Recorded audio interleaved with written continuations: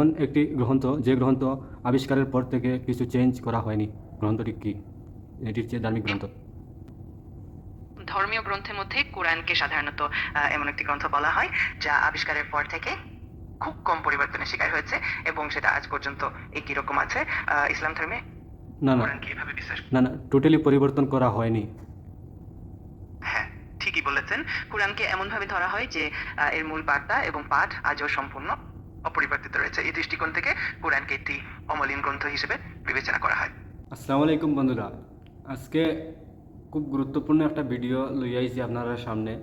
তো আজকের এই ভিডিওত এআই অর্থাৎ আর্টিফিশিয়াল ইন্টেলিজেন্ট, আপনারা জানেন ভবিষ্যতে যাকে চলবো এআই দ্বারা চলবো এবং বর্তমানে চলে। এআই খুব বর্তমানে ট্রেন্ডিং আছে। তো এআইরে আমি আজকে 4-5টা কোয়েকশন করমু এবং এআই আমার কিতা জবাব দেয় আজকের এই ভিডিওতে আমি দেখুন। ভিডিওতে শুরু থেকে শেষ পর্যন্ত দেখার অনুরোধ রইল আপনারা সারারে। চলো তো শুরু করা যাক আজকের video. Hello, good morning AI. Good morning. I hope you're having a great start to your day. How can I help you today? You can change your language in Bengali. অবশ্যই আমি বাংলাতে কথা বলবো।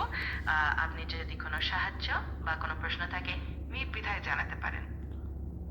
ওকে এআই, আমি জানতে চাই যে এই পৃথিবীর মধ্যে সর্বপ্রথম মানব জাতির যে ব্যক্তি এই দুনিয়াতে সর্বপ্রথম এসেছিলেন ওই ব্যক্তির নাম কী ছিল এবং উনি কোন ধর্মের লোক ছিলেন? প্রথম মানুষের নাম নিয়ে বিভিন্ন তত্ত্ব আছে। সাধারণত ধর্মীয় দৃষ্টিকোণ থেকে আদমকে প্রথম মানুষ বলা হয়, যিনি বিভিন্ন ধর্মে আলাদা আলাদাভাবে পরিচিত। তবে বৈজ্ঞানিকভাবে আমরা জানি যে মানব জাতির প্রথম সদস্য ছিলেন হোমো ইরেক্টাস বা হোমো স্যাপিয়েন্সের কোনো এক শাখা, এবং তাদের ধর্মে ছিল না, কারণ তারা ছিল প্রাচীন মানুষ। ঠিক আছে, তো ওনার নাম যেহেতু আদম, তো বোঝা যায় এটা যে উনি একজন মুসলিম মানুষ ছিলেন। তা কি সত্য? আদমকে অনেক ধর্মেই প্রথম মানব হিসেবে মানা হয়, যেমন ইসলাম, খ্রিস্টান এবং ইহুদি ধর্মেও। ইসলামে আদমকে প্রথম নবী এবং প্রথম মানুষ হিসেবে বিবেচিত করা হয়। তাই বলা যায় ধর্মীয় দৃষ্টিকোণ থেকে তিনি ইসলামের প্রথম মানব। এই পৃথিবীতে সর্বপ্রথম একটি গ্রন্থ এসেছিল এবং সেই গ্রন্থটি ধার্মিক গ্রন্থ হতে হবে। সবচেয়ে সর্বপ্রথম কোনটি গ্রন্থ এই পৃথিবীতে এসেছিল? ধর্মীয় দৃষ্টিকোণ থেকে দেখা হলে প্রথম গ্রন্থ হিসেবে সাধারণত ধর্মীয় গ্রন্থকেই ধরা হয়।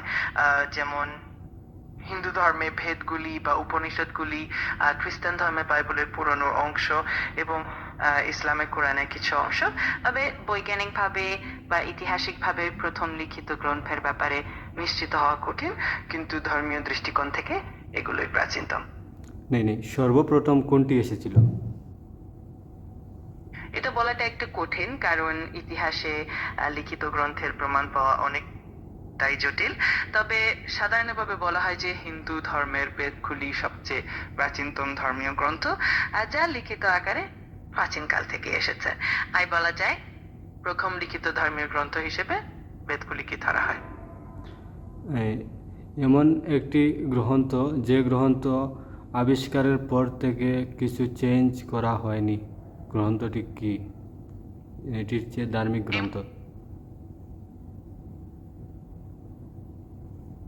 ধর্মীয় গ্রন্থের মধ্যে কোরআনকে সাধারণত এমন একটি গ্রন্থ বলা হয় যা আবিষ্কারের পর থেকে খুব কম পরিবর্তনের শিকার হয়েছে এবং সেটা আজ পর্যন্ত একই রকম আছে।